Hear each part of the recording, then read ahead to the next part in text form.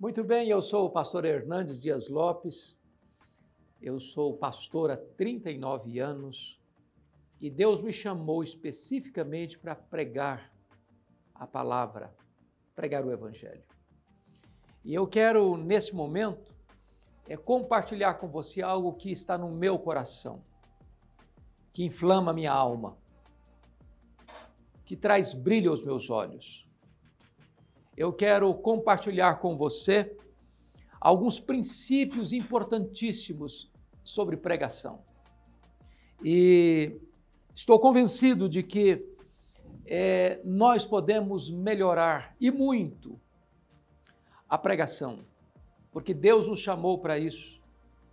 E a pregação é o instrumento mais importante e poderoso nas mãos de Deus para levar as pessoas à fé salvadora. Alguém já disse, e eu concordo com isso, que a maior tarefa do mundo é a pregação. Porque é pela pregação que vem a fé salvadora, é pela pregação que as pessoas são encorajadas, fortalecidas, reanimadas e consoladas. Desta maneira, nós vamos ter nesta semana, chamada Semana da Pregação Transformadora, um tempo de Deus. Você e eu, para aprendermos princípios, para aprendermos orientações claras, seguras, de como melhorar a nossa pregação.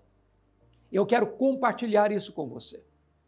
Eu quero repartir o que está no meu coração neste aprendizado de 39 anos pregando a palavra de Deus. Eu quero repartir esse conteúdo com você nessa semana, para melhorar a sua pregação, para dar um upgrade aí no seu ministério, para trazer novas ferramentas, novos insights, para ajudar você nesta capacitação a ser um pregador comprometido com a palavra de Deus. Mas antes disso, permita-me contar um pouco da minha história para você entender como cheguei até aqui. Eu nasci numa região rural. Meus pais eram muito pobres, muito pobres. Que não estão falando de qual cidade, mas no interior do estado do Espírito Santo. Interior do estado do Espírito Santo, Nova Venécia, mas no interior, na roça mesmo. E eu sou filho caçula. Na época não tinha carro nem estrada. Quando uma pessoa ficava doente, tinha que ser transportada numa padiola, um lençol amarrado num varal, transportando por uma trilha 40 quilômetros, onde ficava o primeiro serviço médico. A minha mãe estava grávida do seu último filho, estado adiantado de gravidez, quando caiu gravemente enferma. E o meu pai sabia que ela não suportaria uma viagem de 40 quilômetros numa padiola. Ele mandou chamar o médico, ele veio, examinou a minha mãe e disse: essa mulher vai morrer. Ela está muito fraca, muito doente, e a criança que está no ventre dela está em agonia de morte. A única saída é sacrificar a criança. Se não tirar a criança, a mãe morre junto com a criança. Ou a mãe. A mãe ou a criança. E a minha mãe tomou outra decisão. Falei: eu não desisto desse filho, não abro mão dele, eu estou pronta a morrer com ele, por ele, mas eu não desisto dele. Naquele momento, a minha mãe fez um voto a Deus e disse: meu Deus, se tu poupares a minha vida e se tu poupares o meu filho, eu quero consagrá-lo para ser um pastor, um pregador da tua palavra. Caramba! Deus ouviu a oração da minha mãe e eu nasci. Nasci na roça, fui calçar o meu primeiro par de sapatos com 8 anos de idade, com as mãos calejadas. Onde eu morava só tinha escola primária, não tinha escola além disso. E eu tinha uma sede muito grande de estudar, muito grande. Desde pequeno? Desde que eu entendo por gente. Com 10 anos de idade, só tinha um dicionário velho em casa e eu comecei a decorar aquele dicionário. Com 12 anos eu entrei na escola, com 8, com 12 eu terminei. E não tinha mais nada para ir, para fazer. Não tinha pra onde ir, para cima, acabou. Mínima perspectiva. O senhor é o caçula de quantos? Sou caçula de 8, mas tinham só 6 vivos. 2 morreram na infância. Aí o que acontece? Eu com 12 anos, César, eu nunca tinha visto um aparelho de televisão. Com 12 anos, eu nunca vi uma lâmpada elétrica. Nunca tinha viajado para mais de, sei lá, 100 quilômetros. Com 12 anos, eu nunca tinha ido numa cidade. Só na roça? Só na roça. Vocês tinham roça de quê? De trabalho com tudo, milho, feijão. O senhor plantou milho, colheu milho, feijão? Tudo isso aí. Café. Aí o que acontece? Por providência divina. E a minha mãe nunca me contou esse projeto dela com Deus. porque ela não queria que eu fosse sugestionado. Ela queria que Deus fizesse essa obra no meu coração. E o meu sonho desde criança era ser advogado e político. Ah, o senhor queria entrar na política, não, eu não influenciar, tal. Eu não perdi um comício por nada. No dia que... Aí o que acontece? A minha professora que me alfabetizou estava se mudando dessa região rural para a capital do estado, para Vitória. Era longe? Era 250 quilômetros. Com 12 anos, eu subi na carroceria de um caminhão e fui para Vitória. Com a professora? Com a professora. Ela me levou. Ela meio que te adotou ali. Eu falei para ela, se meus pais deixaram, eu vou com a senhora. Ela me convidou para ir. E como que sua mãe deixou? Com 12 anos? Você chegou lá e falou para a mãe, Isso é obra da graça também, porque eu era o caçula. E eu saí de casa e passei muitas lutas. Aí você foi morar com a professora, ficou morando com ela? Durante um ano, o primeiro ano. Eu tinha muita limitação de dinheiro. Muitas vezes, eu namorei um pão de sal na vitrine de um botequim. E eu com fome. Você viu o pão ali? Não tinha dinheiro para comprar um pão de sal para comer. Muitas vezes eu tinha vontade de comer farinha, açúcar, não tinha para comer. Mas eu tinha um sonho. E eu queria cumprir o meu sonho. Aí o que acontece? Eu já era um adolescente agora, tinha voltado para Nova Venécia, cidade do interior, porque a minha irmã tinha estudado. Depois eu fui morar com outra família, com quem eu fiquei até ir para o seminário. Aí eu fiz 18 anos, tirei meu título no dia que eu fiz 18 anos, me filiei num partido, até o dia que eu disse para um presbítero amigo, eu disse assim, olha, depois que realizar os meus sonhos, for um advogado de sucesso, entrar na vida política e realizar meus sonhos, eu vou entrar num seminário para me preparar para servir a Deus. Esse homem olhou dentro dos meus olhos, botou o dedo no meu nariz e disse, você quer dar as sobras para Deus. Deus quer você agora, na sua juventude, com a sua inteligência. Isso com 18? Com 18 anos. Aquilo entrou como uma flecha no meu coração. E eu saí daquela conversa 100% convencido de que Deus me chamava ali para ser pastor. Você já pregava alguma coisa? Já pregava. O que aconteceu? Na minha adolescência, eu disse um dia para o meu pai, que era presbítero da igreja lá da roça, meu pai, o senhor podia me deixar pregar um dia na igreja. Conversa com a liderança lá. E eles se reuniram e me deixaram pregar. Aí quantos anos você tinha? Eu tinha 16 para 17 anos. A partir dali, nunca mais Deus me permitiu parar de pregar. Você lembra o que você pregou? Lembro. Esse primeiro dia eu preguei no texto de João 10:10. O ladrão veio para roubar. Mas eu vim para que vocês tenham vida e vida em abundância. E foi legal, seu irmão? O que foi curioso é porque eu tinha 40 minutos, eu preguei com 15, não tinha mais nada para falar. Tu falou tudo que sabia. Tudo que sabia. Mas ali Deus fez uma obra no meu coração, eu fui para o seminário, então, depois dessa experiência. Eu trabalhava na época na Emater, na Secretaria de Agricultura, né? E o meu chefe, que era um engenheiro muito conhecido, disse, você é louco, cara. Você vai passar fome. Você não vai ter dinheiro para cuidar da sua família. Você tem inteligência, você pode ser um grande engenheiro, você pode ser um grande profissional. Eu disse, Deus me chamou e não tem nada que me demova do propósito de Deus na minha vida. Quando eu fui contar para minha mãe essa experiência, ela disse, meu filho, eu te consagrei antes de você nascer. Por isso eu orava esse tempo todo. Eu nasci num lar cristão e com 16 anos de idade eu pedi a liderança da minha igreja para pregar a palavra de Deus, num culto. E corajosamente eles me deram essa oportunidade. De lá para cá, Deus nunca mais me permitiu parar de pregar. É claro que eu sempre desejei fazer isso. Isso ardia no meu coração. Aos domingos à tarde, eu saía sozinho pelas casas, pregando a palavra de Deus. E isso sempre ardeu no meu coração. E então eu tive algumas dificuldades, é claro, como todas as pessoas têm suas frustrações, porque mesmo quando eu cheguei no seminário, nos idos de 1978, nós tínhamos poucas ferramentas, poucos livros sobre pregação, sobre homilética. Até meu manual de teologia sistemática não tinha em língua portuguesa. Mas eu quero dizer a você que, diante dessas dificuldades todas, houve um tempo de virada na minha vida. Porque no ano 2000, Deus me deu a oportunidade de ir para os Estados Unidos, fazer um doutorado na área de pregação. E Deus abriu meu horizonte.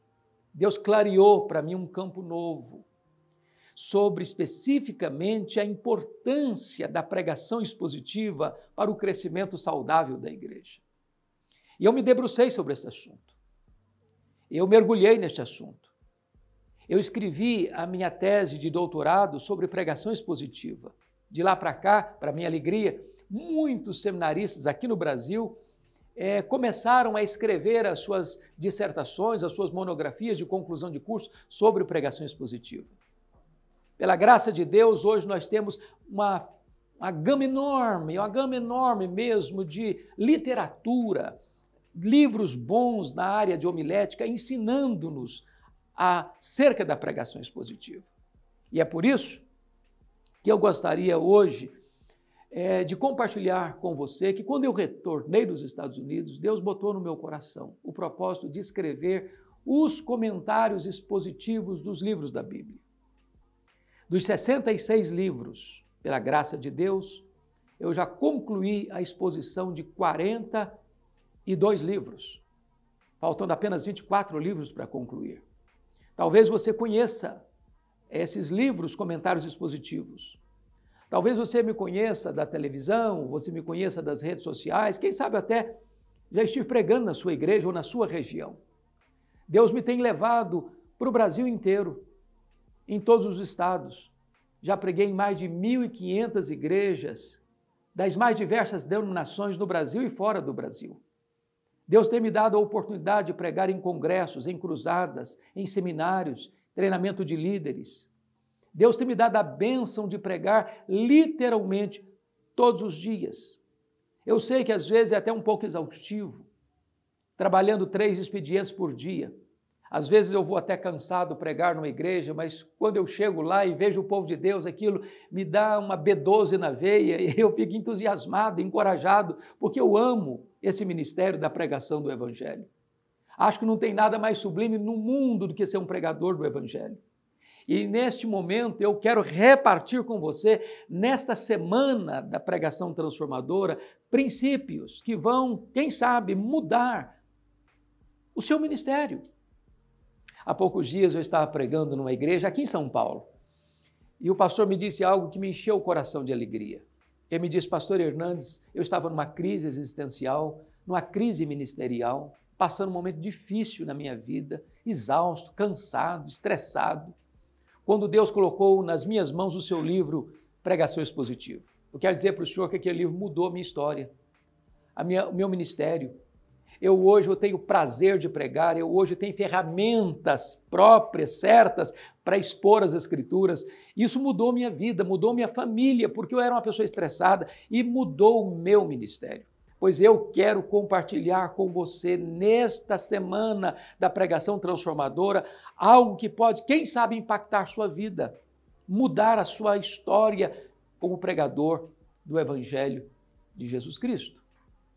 Pois bem, nós vamos agora, então, repartir com você um conteúdo precioso, de aquilo que eu considero o núcleo, o centro, o eixo da pregação transformadora, da pregação expositiva. Eu coloco isso no meu livro Pregação Expositiva, que você poderia resumir a pregação em 3 verbos. 3 verbos. Se você conseguir memorizar esses 3 verbos, talvez você alcançou aquilo que eu chamo de a essência da pregação. Que verbos são esses? Primeiro, ler o texto. Ler o texto. Porque você e eu já vimos pessoas se levantando para pregar e, ao lerem o texto, atropelam o texto. Leem atabalhoadamente, não respeitando a pontuação, colocando palavras que não estão lá, tirando palavras que estão lá.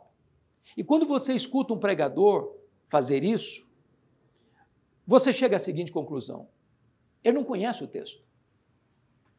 Ele não preparou para pregar nesse texto. Ele não vai respeitar o texto. Ele não vai expor o texto. E esse pregador, ao ler o texto bíblico de forma atabalhoada, ele já perde o seu auditório na leitura do texto. Então, ao ler o texto, leia várias vezes, 1, 5, 10 vezes. Se o texto for pequeno, memorize o texto. Ao se levantar para pregar, ganhe o seu auditório já a partir da leitura. Isso fará toda a diferença na sua pregação. Mas há um segundo verbo que eu chamo que é a essência da pregação, que é explicar o texto. Explicar o texto. O reformador João Calvino dizia que pregação é a explicação das Escrituras. É quando você vai para o texto, não para impor ao texto as suas ideias, mas para extrair do texto o que está lá no texto. Você já teve a experiência, e eu tenho de vez em quando essa experiência, chegar numa igreja, dizer assim, meus irmãos, vamos abrir a Bíblia, para ler o texto. Aí lemos a Bíblia e tal, aí o povo faz isso aqui, ó. Eles estão me passando uma mensagem. Qual é a mensagem que eles estão me passando? Esse pregador não vai expor esse texto que ele leu. Porque você conhece pregador que lê o texto, vai embora do texto e nunca mais volta para o texto. O texto é um pretexto para ele. Como alguém me disse certa feita, eu já tenho um sermão, só falta o texto. Bom, sermão só é sermão se você se propõe a explicar o texto que você leu. Deixa eu lhe dizer algo muito sublime. Deus não tem nenhum compromisso com a palavra do pregador. Deus tem compromisso com a sua palavra. A palavra que não volta vazia não é a palavra do pregador, é a palavra de Deus. Então eu preciso explicar o texto. Há um termo que vocês, pregadores, certamente conhecem bem. É a palavra exegese. Esta palavra significa o seguinte, é você ir para o texto, extrair do texto o que está no texto. Eu preciso cavucar, eu preciso cavar, eu preciso garimpar. Há pepitas de ouro, há veios de ouro, há pedras preciosas que não estão aqui no raso, na superfície. Eu preciso cavar. E o pregador precisa ser um estudioso, eu preciso lhe dizer isso, com todas as letras. O pregador precisa ser um estudioso para manejar bem a palavra da verdade, a ponto de afadigar-se na palavra, como diz o apóstolo Paulo.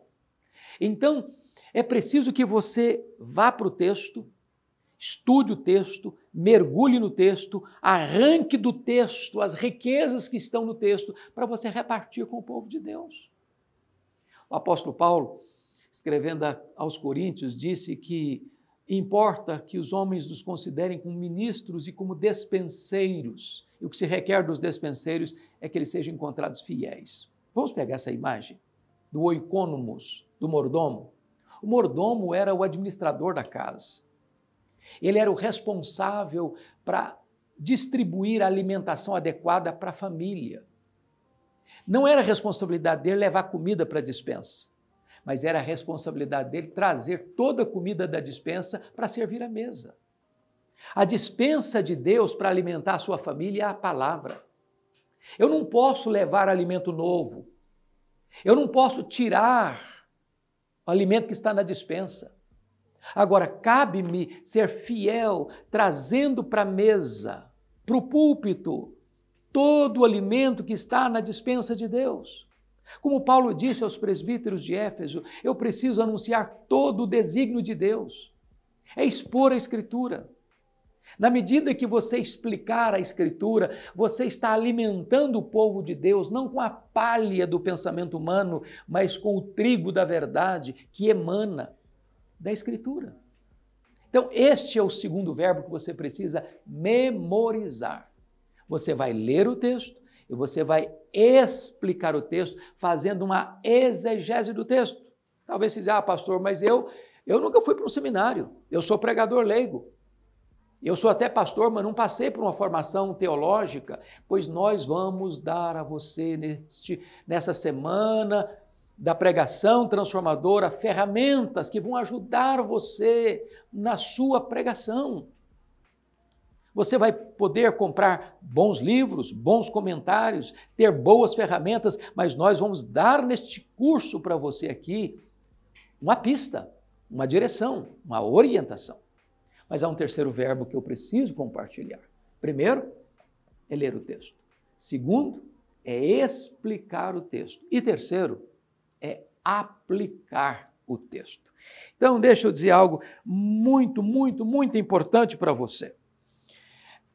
Dr. Haddon Robson, que é uma das maiores autoridades em homilética no mundo hoje, professor do Gordon em Boston, Massachusetts, Estados Unidos, alerta sobre o perigo da heresia da aplicação. O que significa isso? Se eu não interpretei corretamente o texto, eu vou aplicá-lo hereticamente. Porque se eu não entender o texto, eu vou prometer em nome de Deus o que Deus não está prometendo. Eu vou proibir em nome de Deus o que Deus não está proibindo. Bom, mas você prometeu o que Deus não está prometendo, esse é um falso mestre ou um falso profeta.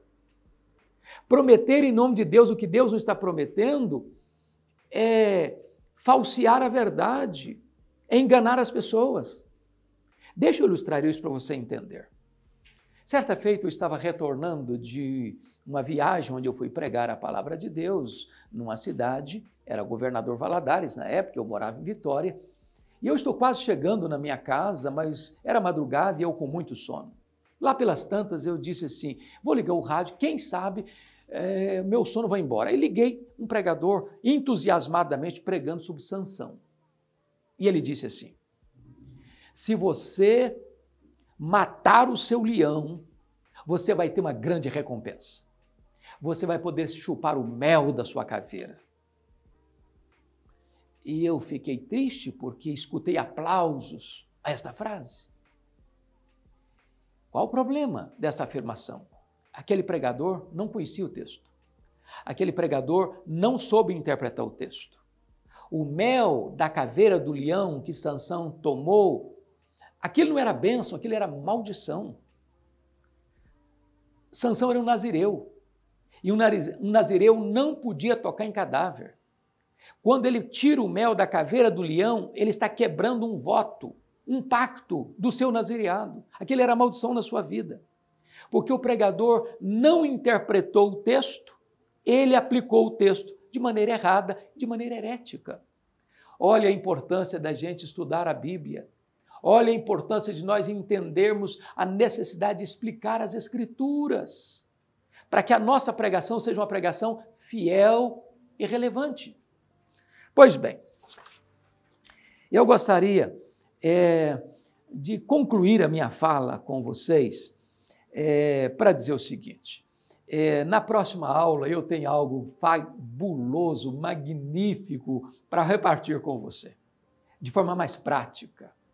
Eu vou trabalhar com você como você vai montar um esboço de um texto para você pregar. O passo a passo. Como você faz isso? Como você pode olhar para o texto de forma clínica, como eu diria, como o arquiteto das ideias e colocar cada coisa no seu lugar. Eu costumo dizer que quando você tem pedra, tijolo, areia, cimento, ferro, madeira, tudo junto, você tem tudo o que você precisa para construir uma casa, mas você não tem uma casa. Não basta você ter muito material. Como é que você usa isso? Onde encaixa cada coisa? É isso que eu quero trabalhar com você na próxima aula. Como você vai montar um esboço? Como preparar um esboço?